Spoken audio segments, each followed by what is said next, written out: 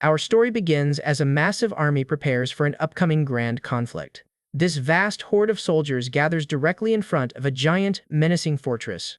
Atop that very fortress sits a single old man, looking like he's suffering from a severe, incurable case of main character syndrome. Looking down at his massive army, he grins and mutters about what a majestic sight it is. He casually sips his tea, while a loyal follower approaches him to inflate his ego even further. Showering the leader with praise, the follower declares that under his guidance, their cult's prestige has literally reached the heavens, and the entire Central Plains will soon fall to their knees. Hearing this, the infamous heavenly demon, Wijicheon, calmly agrees that, yes, they absolutely should. With his bold praise hanging in the air, the subordinate looks at the troops and hesitantly asks for permission to inquire, which Wijicheon grants with a simple nod. Pointing his finger toward the ridiculously expensive-looking gear worn by their marching forces, the subordinate notes that every single grunt is wearing top-tier, flawless armor that clearly cost a literal fortune. He asks how on earth his master secured such massive funds when their cult's treasury hit absolute rock bottom a long time ago. Taking a calm sip of his tea, the leader casually reveals that some random guy simply lent it to them, yet the follower stands completely frozen in absolute disbelief, his brain temporarily refusing to compute this information. Wijicheon calmly reiterates that, yes, some guy literally just offered to give them a massive loan. Sweating bullets, the follower panics internally, knowing that no sane person would ever lend money to the demonic cult, mostly because they are literally villains who would just take the cash and run. He desperately searches for any logical explanation until a sudden, glorious realization hits him. Feeling highly excited by his own mental gymnastics, he quickly snaps into a dramatic martial salute. The subordinate proudly deduces that the major banks of the Central Plains must have been so utterly terrified of the leader's martial prowess that they voluntarily surrendered their entire war funds as tribute. He praises his master's absolute genius for bleeding their enemies dry without needing to shed a single drop of blood. Internally, however, he can't help but wonder what kind of crazy bastard actually handed them that much money. Sensing his subordinate's doubt, Wijicheon complains that he isn't some common thug, asking if they really think he resorted to cheap extortion. With absolute composure, he reaches inside his robe to retrieve a document. Pulling out the contract, he explains that all he did was stamp his thumbprint onto it to receive an immediate transfer of funds. According to the leader, the lender was a very agreeable fellow named Manager Kim, who even offered them a remarkably low interest rate.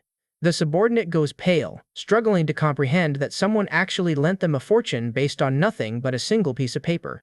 Reading through the text, he notices a prominent special clause written in blood-red ink at the very bottom of the page. The clause states that if the borrower defaults on the debt, their internal energy will be seized as collateral. To make matters worse, the official repayment date is today. This revelation leaves the follower completely speechless, causing him to break out in a cold sweat over the sheer absurdity of the situation. Trying to calm his racing heart, he reassures himself that the agreement is just a meaningless formality, since all the gold in the world already belongs to the cult anyway. Smiling weakly, he remarks that even if the due date is today, it doesn't mean a damn thing. Wijicheon praises the insight of his left envoy of light, adding that they can simply throw some gold to Manager Kim once their war of conquest is complete. Showering him with even more ecstatic praise, the subordinate hails his leader as the absolute heaven above heavens. In response, the leader bursts into a booming, confident laugh. Raising his majestic weapon high toward the sky, the supreme leader loudly declares that he is the heavens themselves. With a grand gesture, Wijicheon commands his troops to pillage and burn everything, demanding absolute control over the Central Plains starting this very day. Obeying his will, the left envoy and his men shout in unison that they will follow the leader's command. Within seconds, the elite warriors leap away at high speed, leaving the old man standing entirely alone. Down below, the massive army begins to cheer and roar with fierce anticipation of the coming bloodshed. Battle cries echo loudly throughout the mountain valley as the massive army exhibits its unstoppable rage. Thousands of heavily armored warriors march in perfect synchronization, causing the ground to rumble with every single step. Standing at the peak, Wijicheon watches with pride as his powerful forces march away.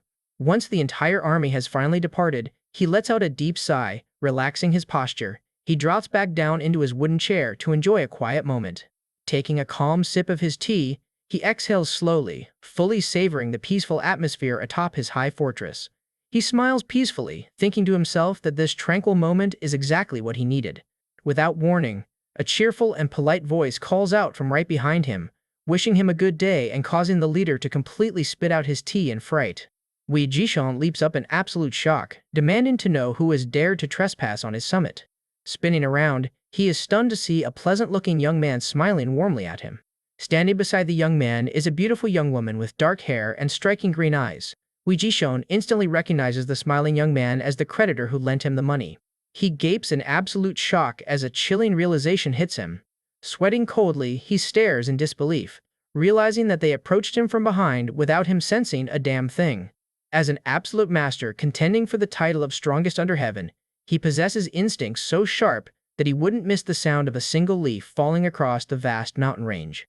The young man bows politely, introducing himself as Manager Kim from the Continental Bank. Smiling warmly, he asks if the leader remembers their brief encounter when they processed his loan contract. Wei Jishan stands frozen, thinking that this is the most polite greeting imaginable.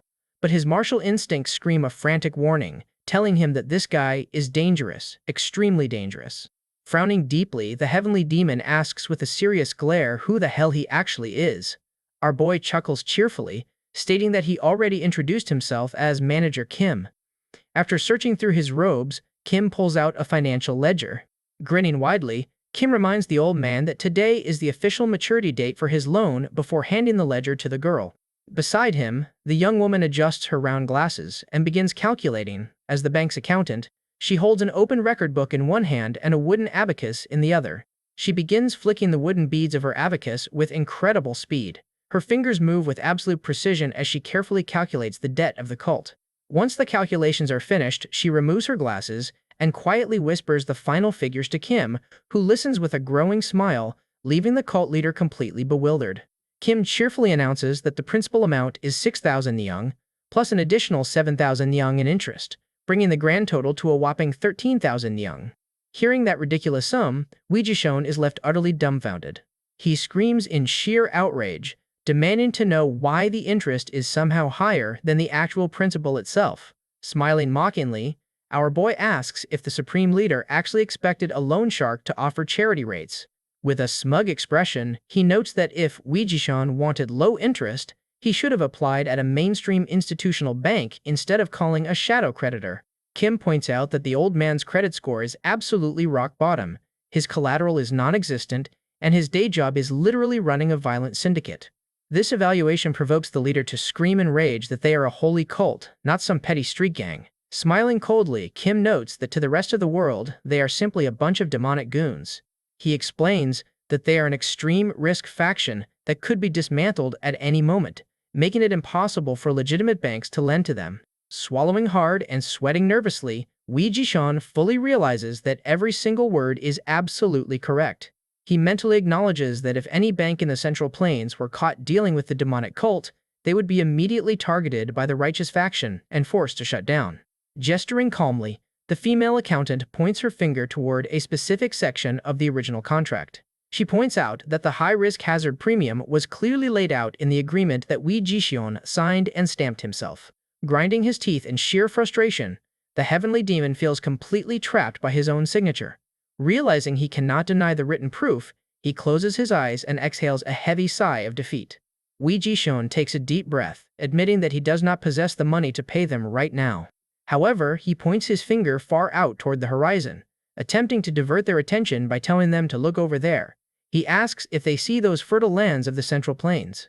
Answering calmly, Kim replies that he sees them clearly, but comments that the smog is a bit thick today, prompting a flustered Wei Jishan to tell him to just ignore the smog. Wei Jishan explains that his army is going to march down right now and conquer everything, adding that just looting the vaults of the Murim Alliance will make their 13,000 nyang debt look like pocket change. To buy more time, he requests a simple extension of 1 month, promising that the final return on investment will be highly lucrative. He makes an unprecedented offer, promising on his very name as the Heavenly Demon to pay back triple the original amount.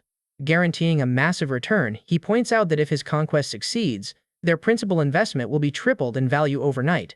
But Manager Kim merely lets out a cold, ironic smirk, completely unmoved by the dramatic proposal. He declares that his bank does not invest in uncertain future value and only focuses on a debtor's current ability to repay. Backing his refusal with statistics, he points out that the success rate of a war of conquest is under 5%, representing an unacceptably high risk for their portfolio. To settle the matter, Kim begins walking slowly toward Wei Jixian. Walking forward, he officially denies the proposal, stating that their agreed-upon repayment time has officially passed. With a chilling smile, Kim reminds him that if he doesn't have the money, then as per the contract, he will just have to pay with his body. Dumbfounded by the creditor's words, the heavenly demon stands completely stunned by the sheer audacity of this threat. He laughs incredulously, finding it completely absurd that anyone would dare demand the heavenly demon's body. Shattering the tiles beneath his feet under the immense weight of his power, he proudly declares that he is the heavenly demon, the absolute heavens of the demonic path. Unleashing a massive dark aura, he completely surrounds himself in menacing, shadowy purple energy, asking how a mere mortal playing loan shark dares to covet his supreme body. Wei Jixian warns that he originally intended to show them mercy by simply giving them gold, but they have now chosen to bring death upon themselves.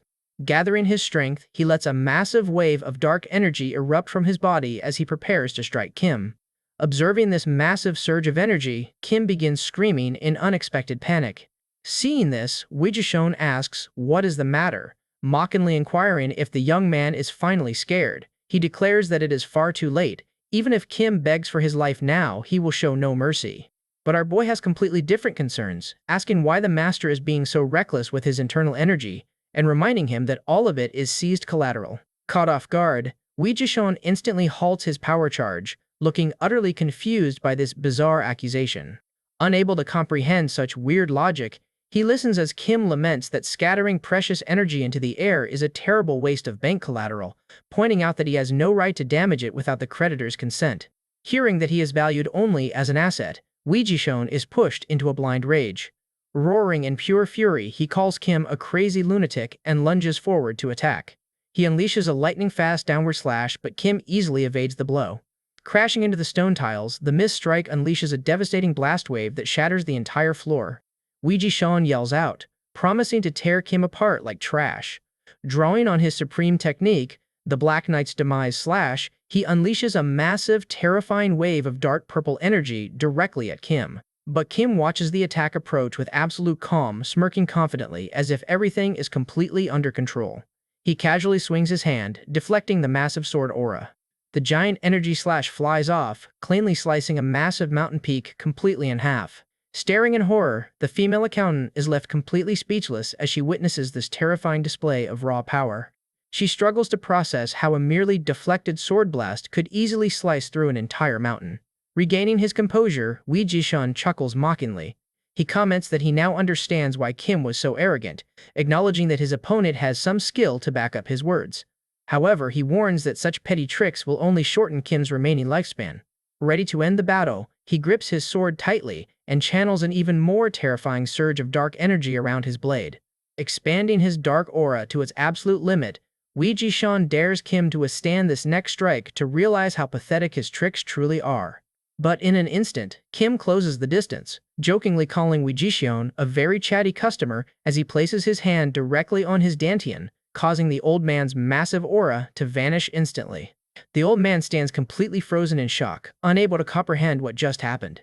Sweating heavily, he faces a reality that no one in the Central Plains would ever believe. Wei Jixian, the infamous heavenly demon hailed as one of the strongest under the heavens, has just had his dantian breached by a nameless nobody. He panics internally, realizing he completely failed to see Kim's movements. Smiling warmly, Kim cheerfully announces that they will now begin the debt collection process. Leaning in close, he softly warns the old man that the extraction will only sting a little bit. Searing across the summit, a blinding flash of golden light erupts as Manager Kim begins extracting the vast energy directly from his dantian. Wei Jixian screams in sheer agony, feeling an excruciating sensation as if his inner organs are being ripped out whole. Wondering if this is the great art of energy absorption, he quickly notices that it is something else entirely. Screaming louder and louder, the old man desperately tries to prevent his power from being taken away.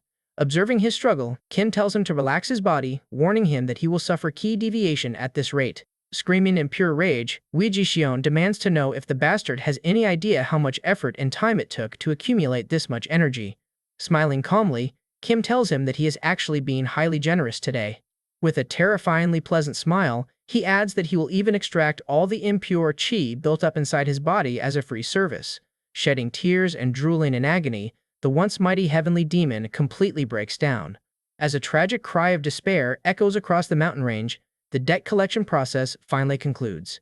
Drained of his power, the old man collapses onto his knees. He is left completely powerless, barely able to keep himself from collapsing flat onto the floor. Hunched over in absolute exhaustion, he breathes weakly after losing his entire internal energy.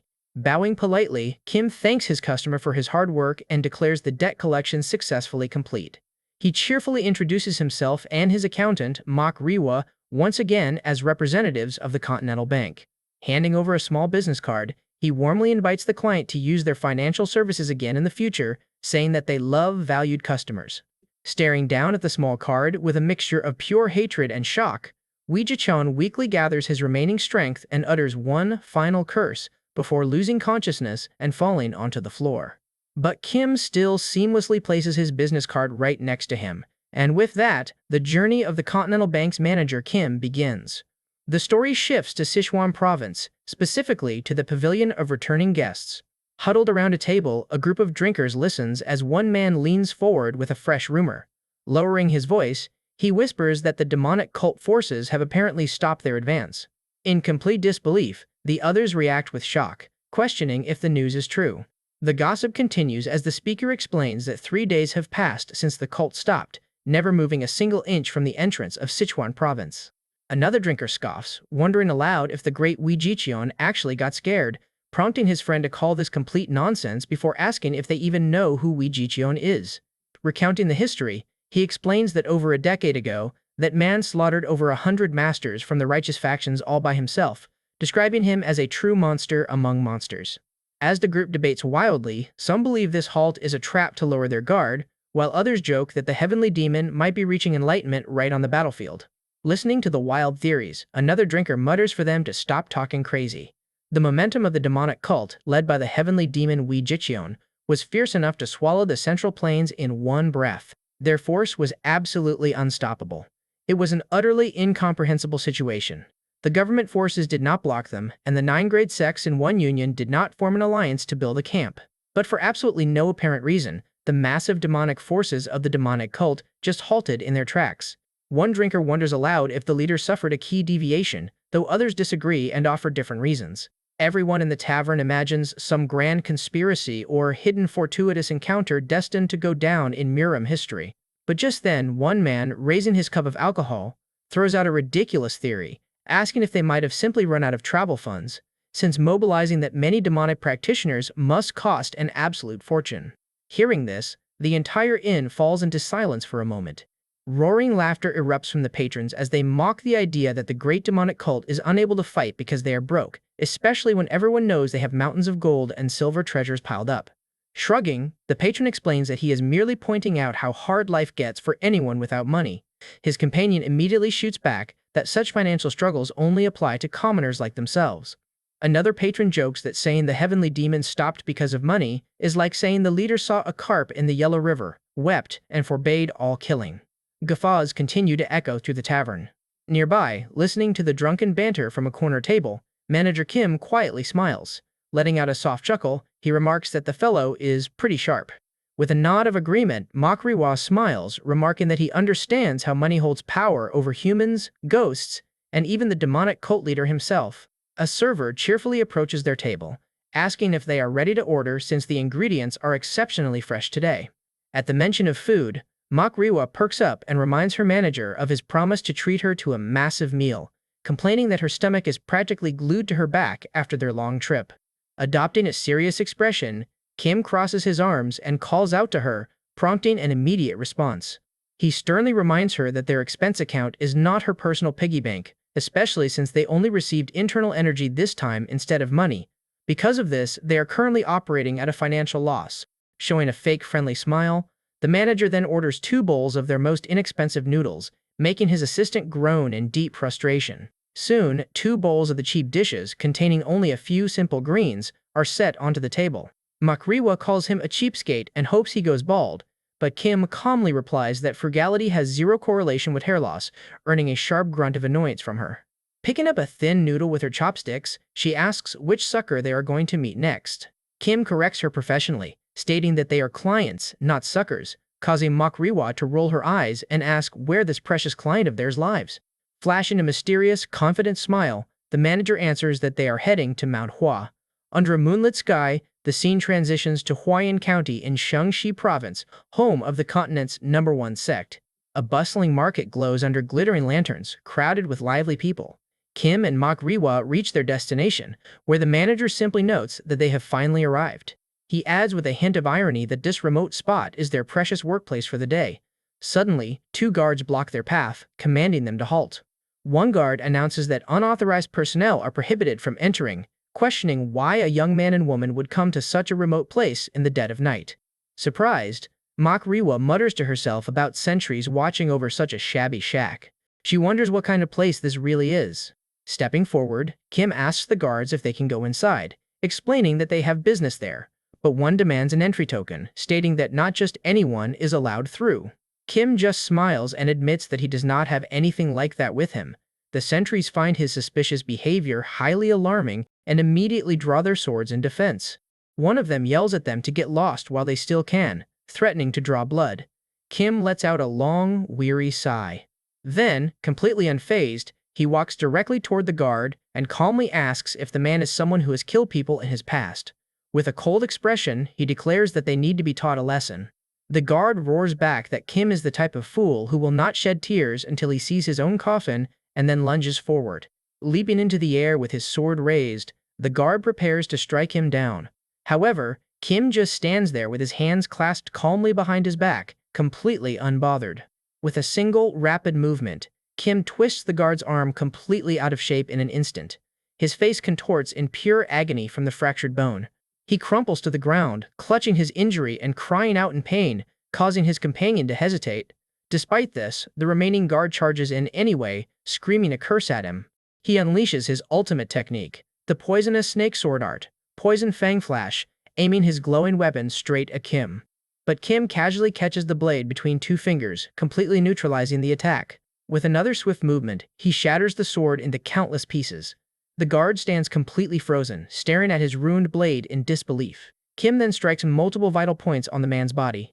The guard screams in pain and collapses heavily to the dirt. Makriwa watches the entire clash without flinching. She observes it all, realizing she is still unable to figure out Kim's true strength no matter how long she watches him. In her family, she has seen plenty of martial arts, but his style does not belong to either the orthodox or unorthodox factions.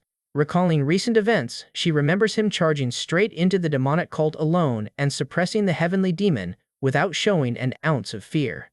An expert of that caliber should be highly famous in the martial world, meaning there is no way she would not recognize him. Pondering his true identity, she wonders whether she should just ask Manager Kim directly. However, she decides against it, knowing he likely would not answer her questions since he has never revealed anything about his personal life. Meanwhile, Kim glances over at the guard with the broken arm. He casually adds a few more palm strikes to the man's back for good measure. Now both guards are sprawled out on the ground, completely out cold. Makriwa asks if the guard is dead, but Kim explains that he only severed the tendons in their limbs, ensuring they will never be able to harm commoners again. He then orders her to clean up the bodies and stash them in the corner before following him. She points at herself in disbelief, but he insists that she must do it to avoid anyone seeing them. She drags the guards away, muttering under her breath about her evil boss and calling him a bald manager. Manager Kim pushes open the door to what appears to be an abandoned pavilion, dark and covered in cobwebs, as he steps inside. He hums thoughtfully, noting a set of stairs leading down to a basement beneath the floor. Without a word, he quietly descends into the underground passage. Down below, the bright lantern light presents a stark contrast to the pitch-black entrance above. The place is packed with people playing mahjong. Shouts fill the air as someone claims a result is even, while another player bets his own wrist on the current round. Nearby, a frustrated gambler grumbles about never making any money, cursing in deep frustration. Makriwa finally catches up to her boss and calls out to him. He acknowledges her arrival and tells her to try moving faster, noting that she is always so sluggish, but she shoots back that he could have helped clean up the guards before criticizing her speed. Looking around the chamber, she asks if this is a gambling parlor, wondering if this is their workplace this time. The manager grins and confirms her guess.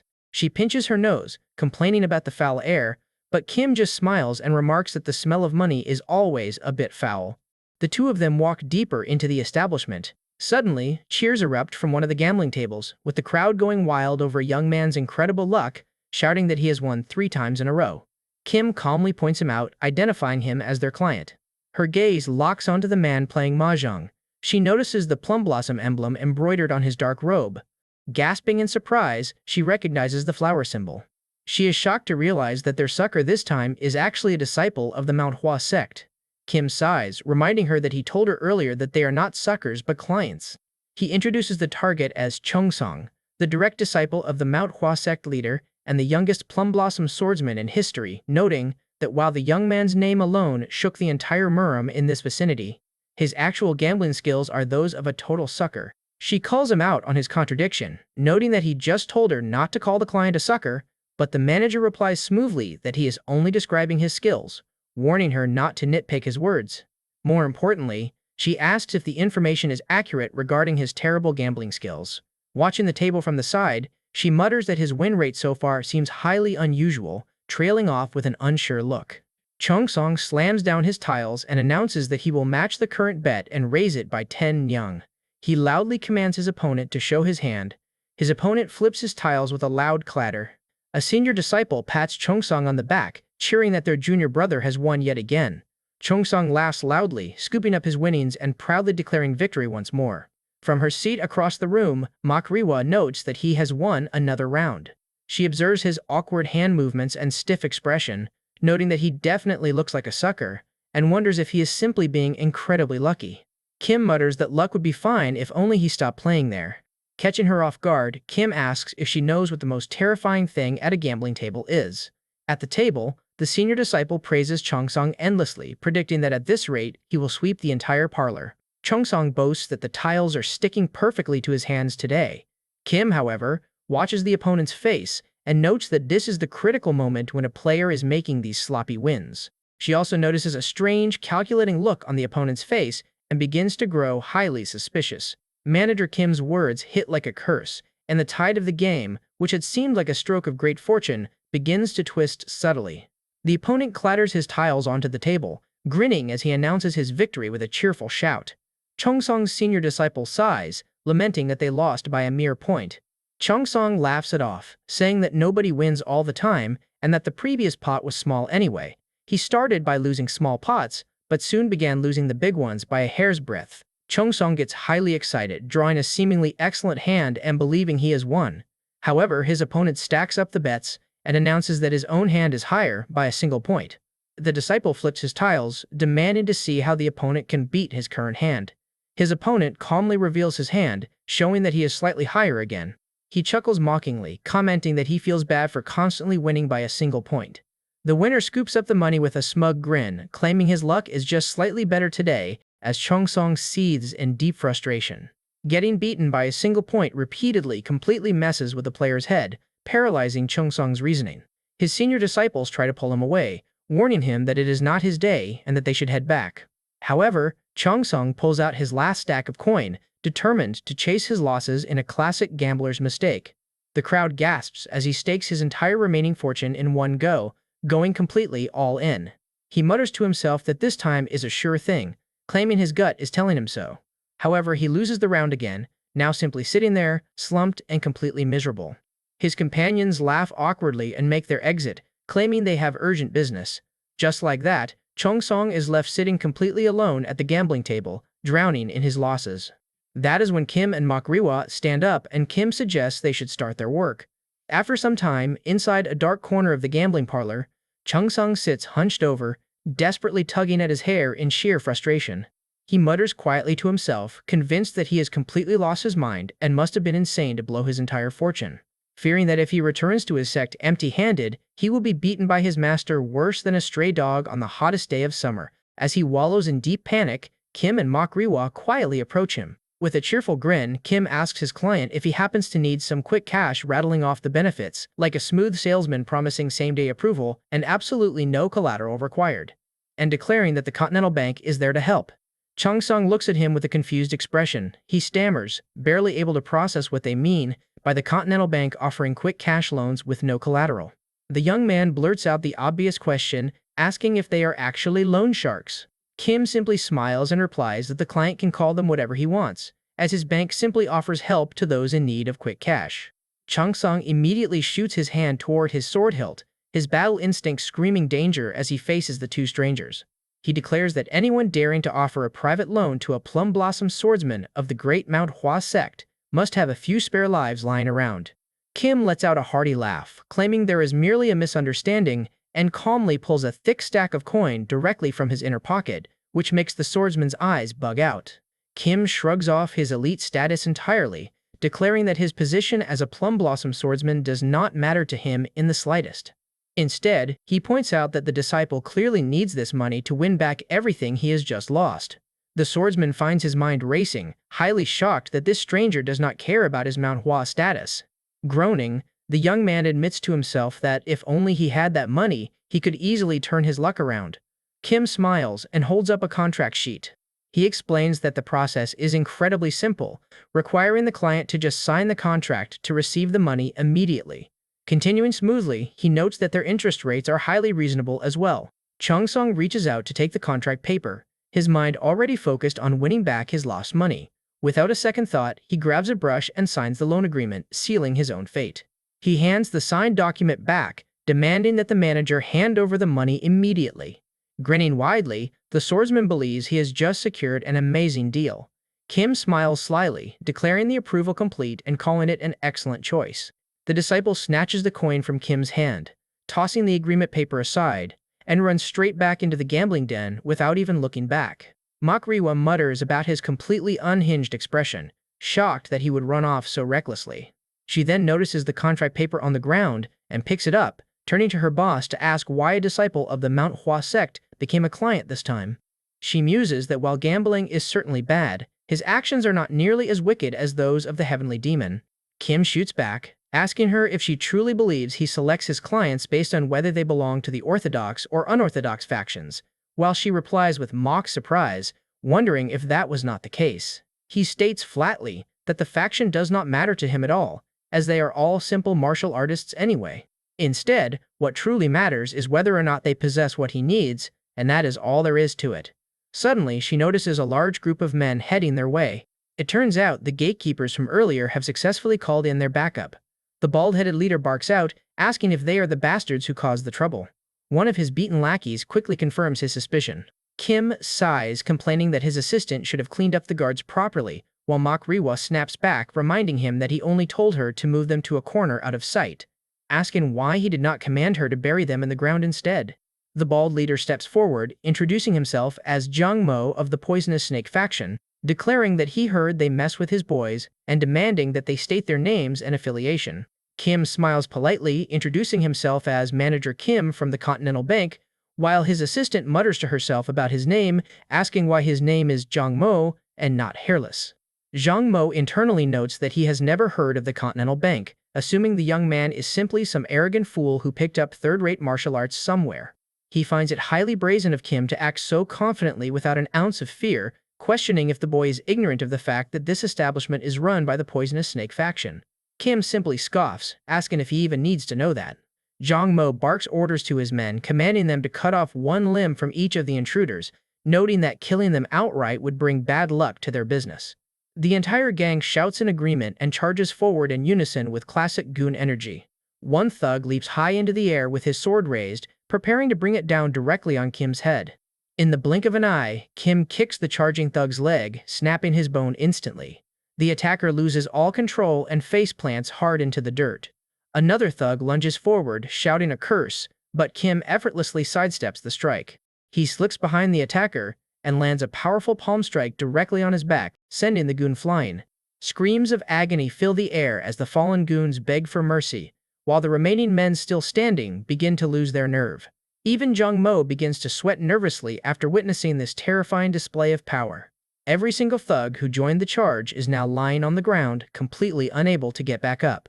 His mind races in pure terror, wondering how so many people could be defeated in just a single breath. Looking at Kim, he wonders if the boy is a monster. But despite recognizing Kim's terrifying strength, the leader swallows his fear and speaks up, calling him pretty good for a young lad. He steps directly in front of him, demanding that he kneel and apologize immediately to save his life. However, Kim does not show any concern at all, which only makes the leader sweat harder.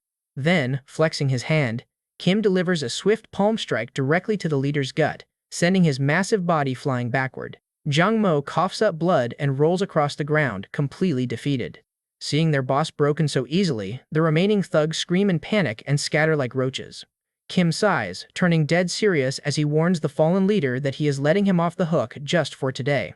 He firmly warns him that if he hears any rumors of another gambling parlor opening up in Huayin County, things will get extremely troublesome for him. Turning to his assistant next, he declares that it is her turn, as Riwa blinks in confusion, asking what he means. He gestures toward the pile of groaning men, commanding her to clean them up. As she unhappily drags the thugs away, she grumbles about her evil boss and calls him a bald manager, while Manager Kim simply watches the sky, highly amused. Gazing up at the full moon, Kim wonders if their client has managed to win back some money, noting that a true salesman always worries about his customers. Meanwhile, back inside the gambling den, Chung Sang is already deep in another mahjong match. Judging by his utterly defeated expression, he is on the verge of losing yet again. He slams the table violently and roars in frustration, asking if this makes any sense after losing 5 times in a row by a single point. In his anger, he screams at his opponents, accusing them of planning this whole setup. His opponent merely laughs, stating that he is equally baffled, pointing out that the disciple is simply out of luck. Scoffing, the winner asks if a respected disciple of the great Manhwa Sect is really planning to throw a tantrum over a simple gambling loss. The young swordsman clenches his fists in silent fury, while the surrounding thugs jeer, laughing at the idea that even the Manhwa Sect is nothing at a gambling table. Outside the den, the moon hangs high and serene in the silent night until the wooden door bursts open with a bang.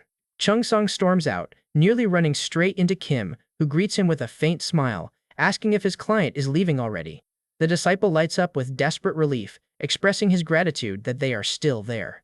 He desperately begs them to lend him more money, but Kim feigns surprise, asking if he is referring to an additional loan.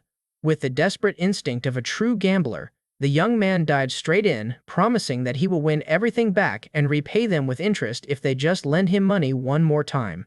Kim notes that with his high credit score, he can lend him as much as he wants, but points out that they will need a little collateral first, causing the disciple to frantically search his robes for anything of value.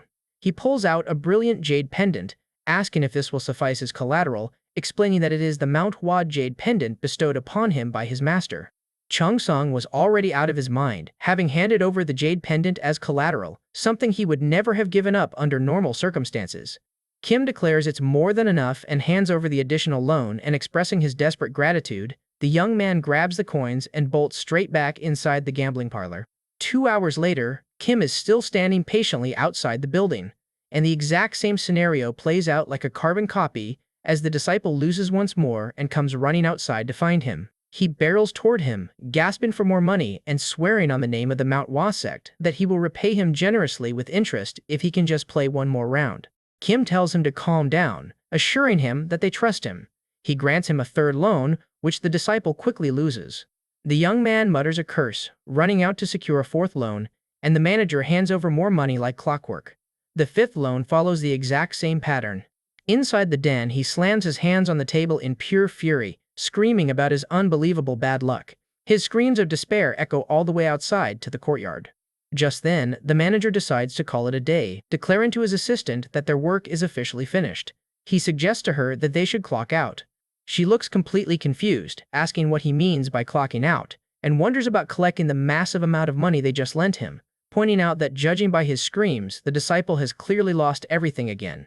Kim simply yawns, explaining that as the saying goes, sauces and debts are always best when left to age. She presses him further, asking what he will do if the disciple later feigns ignorance and claims he never borrowed anything, or if he simply tells them to cut his stomach open and take it instead. Kim replies without missing a beat that such an outcome would be even better, leaving her taken aback as she asks what he means by that. He calmly explains that he can simply grant the debtor's wish and slice his smug stomach wide open. The view shifts to the peaceful, sunlit peaks of the Manhwa Sect, surrounded by grand traditional halls and cherry blossoms in full bloom. Inside his quiet, dimly lit quarters, Chung Sang sits huddled on his bed, bowing his head in deep misery as he laments his catastrophic losses from the previous night.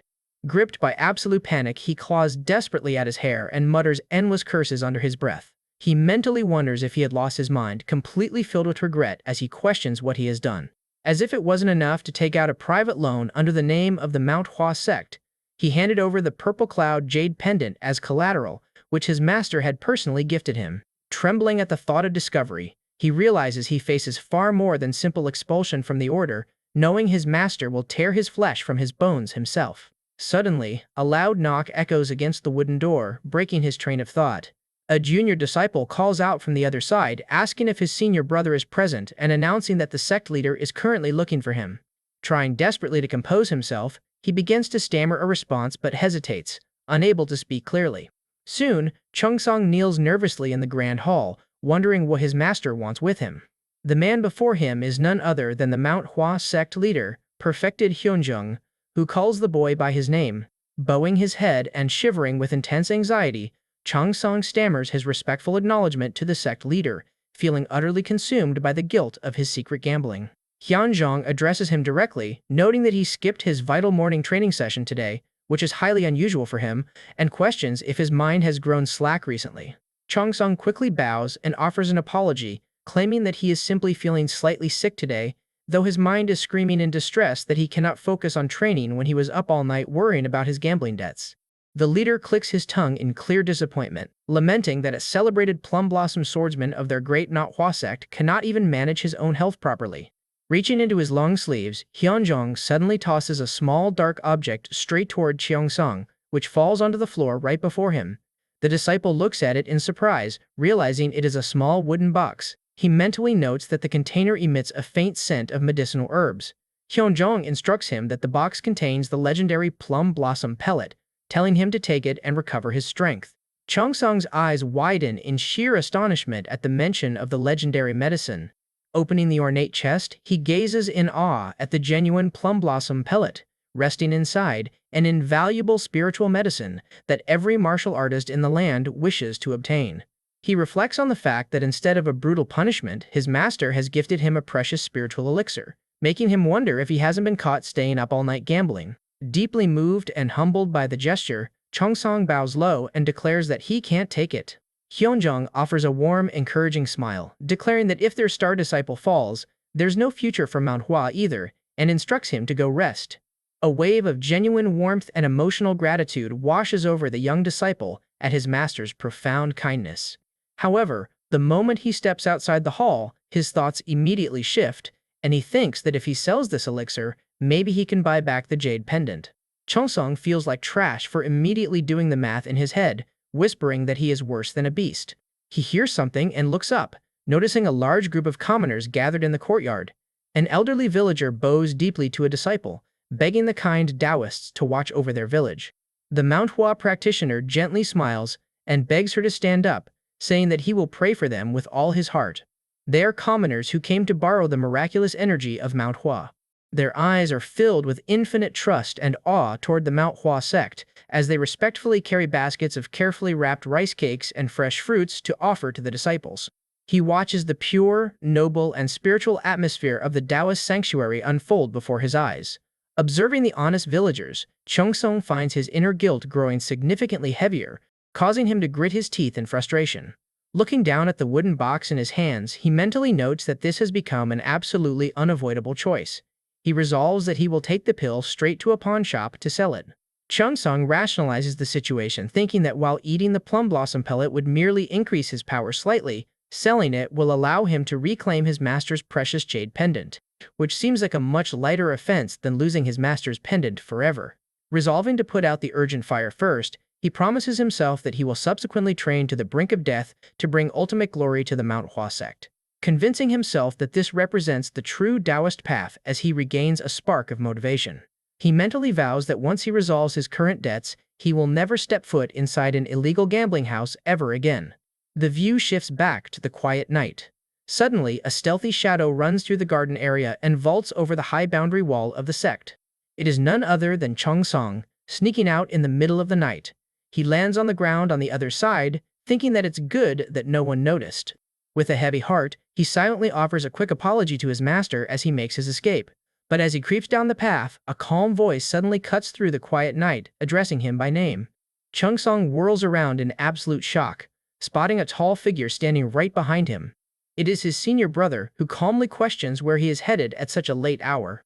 He panics in his mind, realizing his senior brother is actually on guard duty tonight. Chung Song quickly bows and politely thanks his senior brother for his hard work during the night watch. But in his mind, he bitterly curses his terrible luck for running into senior brother Chung Yom, who is notoriously strict and uncompromising even within the Manhwa Sect. Chung Yom cuts him off, commanding him to skip the useless pleasantries and demanding once more to know his destination. Chung Song stammers nervously, claiming that he felt slightly stuffy in his room and merely came out to enjoy some fresh air. Chung Yom repeats the excuse with deep suspicion, pointing out that climbing over the outer wall in the middle of the night is a strange way to seek fresh air. Under his senior brother's piercing glare, Chung Song panics, realizing his excuse was far too flimsy. He instinctively clutches his chest to conceal the hidden box, but Chung Yong's eyes are sharp, and he immediately spots the odd movement, questioning what he is hiding under his robes, and though Chung Song tries to dismiss it, claiming it is absolutely nothing, Chung Yom sternly commands him to show it immediately. Without waiting, his senior brother reaches out and pulls the box directly from his robes. Opening the lid, Chung Yom gasps in shock as he recognizes the glowing plum blossom pellet resting inside. He demands to know where he managed to obtain such a precious spiritual medicine. Chung Song stammers that his master personally bestowed it upon him. Chung Yom mutters in clear awe, deeply impressed that the sect leader chose him. He bursts into a joyful laugh, praising the sect leader's incredible wisdom and handing the box back to him, while Chung Song stammers his thanks as he takes it back. His senior brother proudly declares that the master has finally recognized his true talent, but then presses him on why he is carrying the medicine outside in the middle of the night, causing Chung Song to hesitate as his mind races to invent another lie. He lets out a nervous laugh, claiming that the gazes of his fellow disciples felt too burdensome, so he wanted to try taking it alone at night. Hearing this, tears of deep emotion well up in Chung Yom's eyes as he declares that his suspicious movements actually stemmed from his selfless consideration for his fellow martial brothers. And he begs forgiveness for misunderstanding a heart that is as vast as Mount Tai, leaving Chung Song completely stunned by his senior's sudden emotional shift before he forces a laugh and claims that he forgives him. Highly excited, Chung Yom claps him on the shoulder and announces that he will stand guard while Chung Song consumes the pill right now. Chung Song repeats the suggestion in absolute disbelief, asking if he means right here, right now. His senior brother beams, explaining that since the plum blossom pellet takes effect immediately, it is safest for him to monitor his energy flow right here to prevent any issues. Chung Yom sits down and eagerly urges him to take a seat on the ground and begin. Sensing imminent disaster, Chung Song curses the stubborn old fool in his mind, wondering why he has to be so bright and cheerful tonight. He attempts to decline, stating that he is simply used to training in complete isolation, but Chung Yom roars in disapproval, warning him that the spiritual pill's power is so intense that making a single mistake could make him fall into key deviation. Demanding that he stop being so distant with his senior brother, Chung Yom orders him to begin immediately, while Chung Song laments in his mind that this nightmare scenario should not be happening to him. He stammers that his mind and body are not fully prepared to absorb the raw energy yet. His senior offers to personally guide his vital energy flow. He claims his muscles are too sore from his previous training, but his senior brother promises to massage them to loosen them up. He frantically lies that his stomach has suddenly started hurting, but the senior ruthlessly tells him to go relieve himself and return immediately. Chung Yom remains completely relentless, and after exhausting every single excuse, the younger disciple realizes he cannot escape, thinking to himself that he is completely doomed.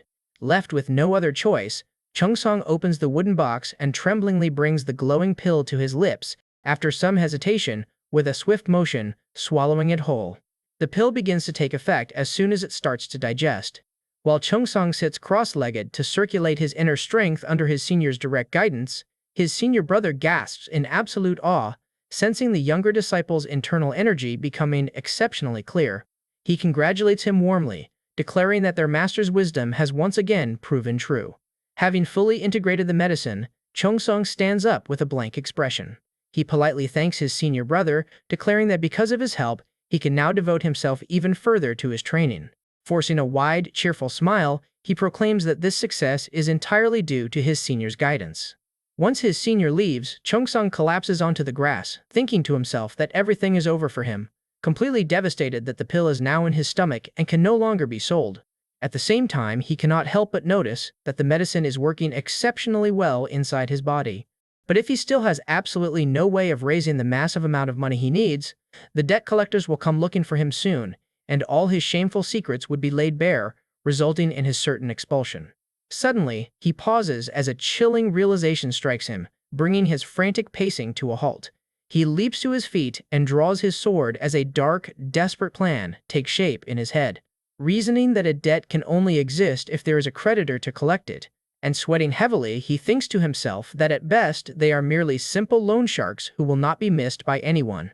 Realizing that as a plum blossom swordsman he can get rid of them without a trace as long as he puts his mind to it. Especially since his internal energy is now overflowing from the effects of the plum blossom pellet. Chongsong questions, wondering why he should bother trying to repay the money when he can simply kill them instead. Chongsong sets off to hunt down those loan sharks, secretly hoping that he will not find them. He stops directly in front of the Huayang Inn and notes that he has arrived. Recalling his earlier interaction, he remembers they would be staying in room 5 of the inn, telling him to meet them there if he wanted their money returned. Stealthily, the young disciple opens the door and slips inside the dark building. To him, the solution to his problem has been simple from the very beginning, as a debt naturally disappears the moment the creditor is eliminated. That's all there is to it. Chongsong vows to take care of them cleanly, retrieve his stolen jade pendant, and forget about everything. He hesitates for a brief moment as he stands directly in front of room 5. Suddenly, he hears voices, both a man and a woman, speaking softly inside the room. Though faint, he is completely certain that it is the two debt collectors. He tightly grips the hilt of his sword, preparing to strike with his full power, thinking that he will end their lives in a single blow.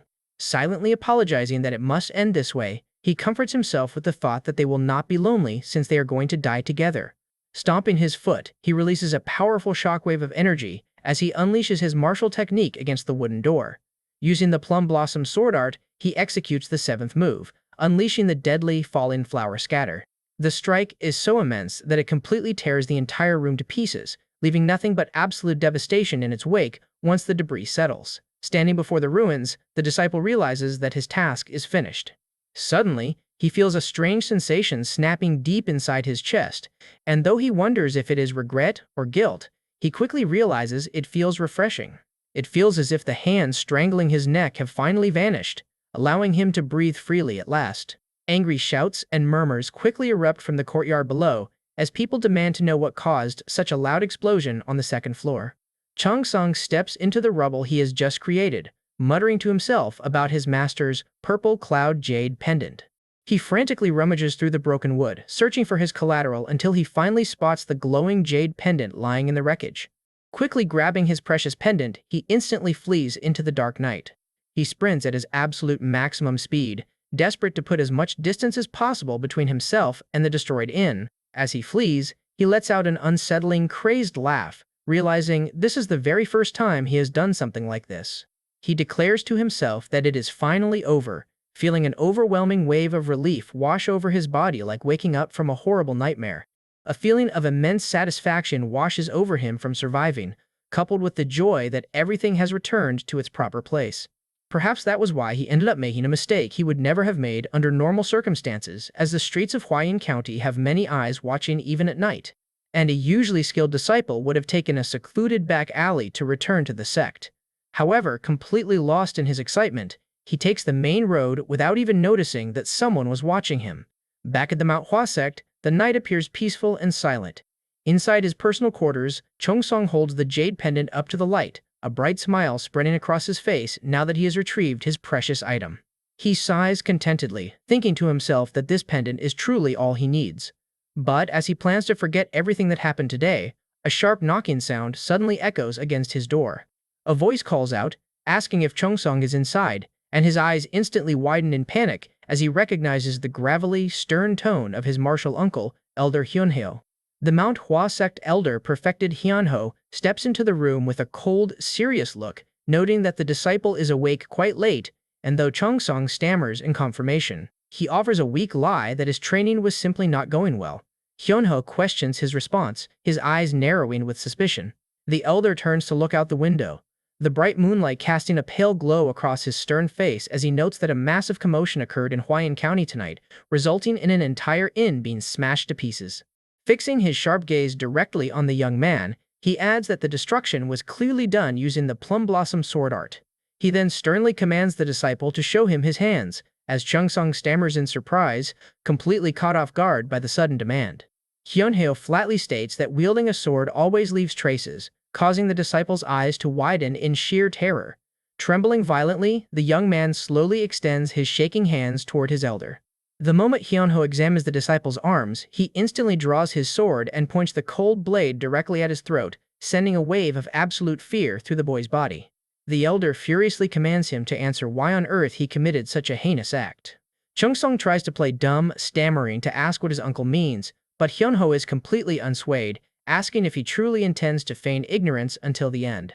The elder explains that he personally witnessed him walking back from the destroyed inn, taking the main road with a bright smile on his face. Killing civilians with their plum blossom sword art is an absolute disgrace to the Manhwa Sect, and that it is a shame that the boy is a disciple of Manhwa.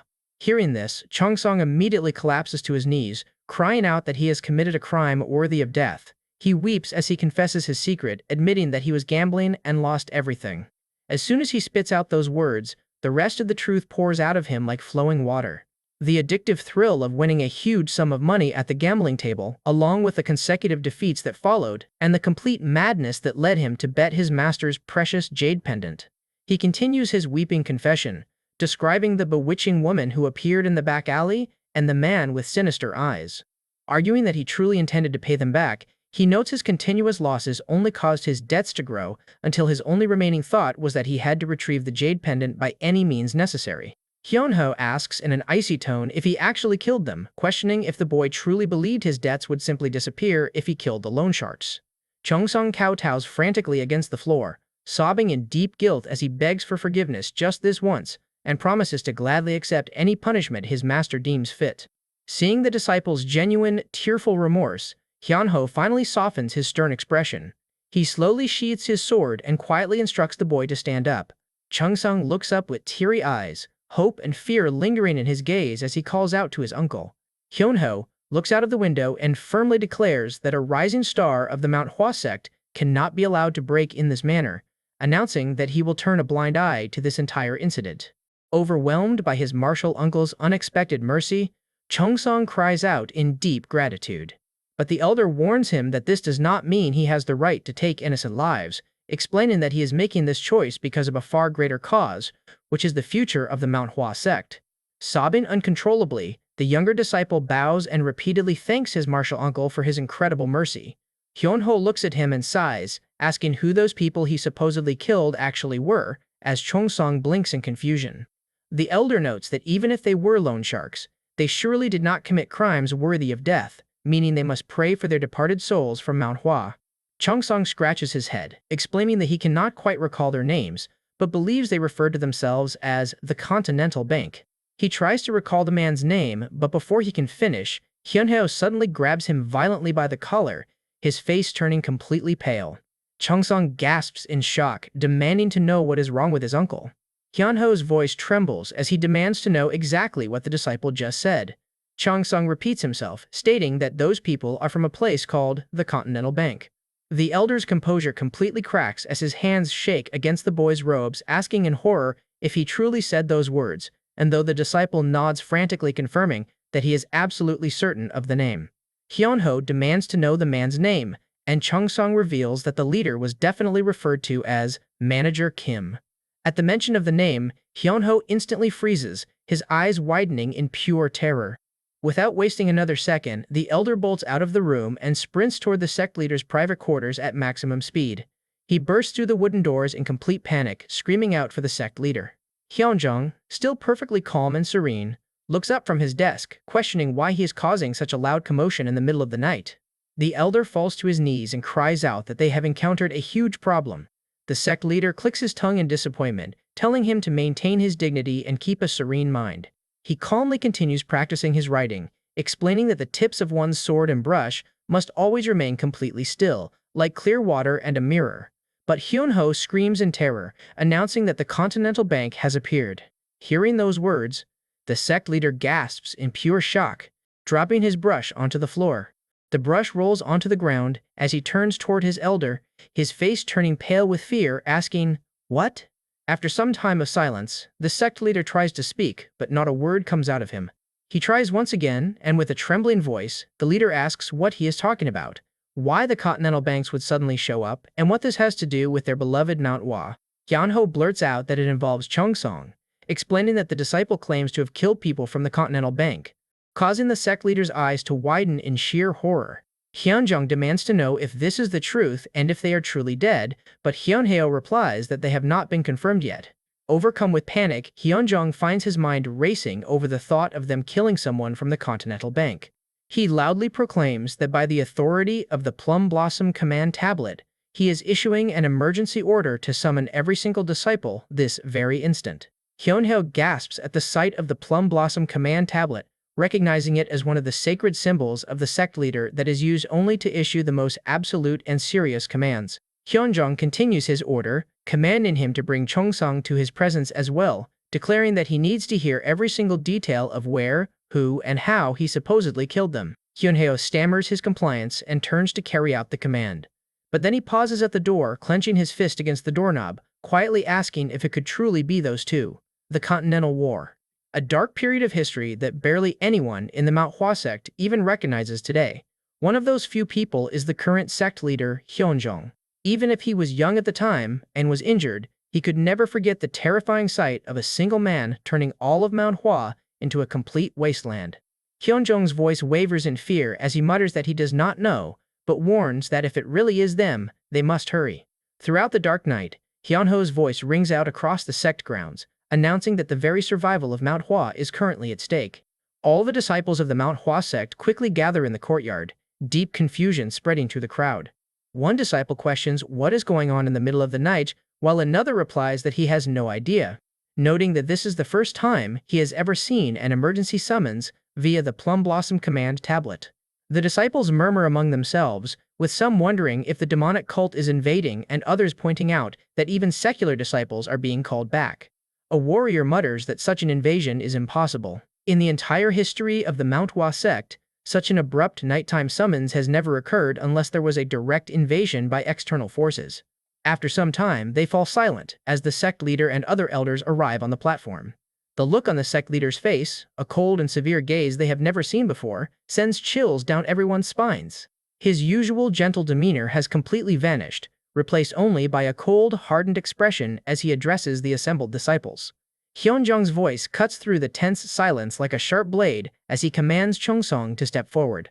Cheongsong steps forward, each footstep heavy with absolute dread, as he realizes that something terrible has happened. He respectfully bows to his master, but before he can even finish his greeting, Hyunjong suddenly strikes him across the face with a stinging slap, sending him falling to the stone floor.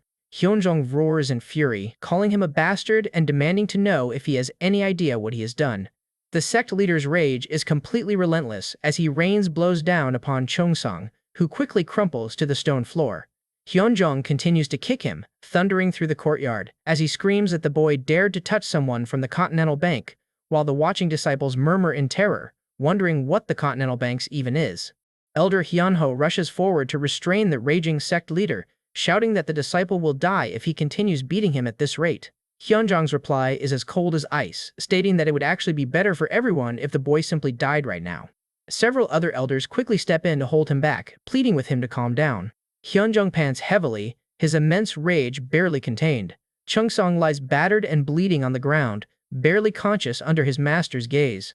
Hyunjong looks down at him, muttering that he is an absolute fool who has single-handedly ruined Manhwa. Cheongsong struggles to crawl onto his knees, coughing up blood as he gasps for air.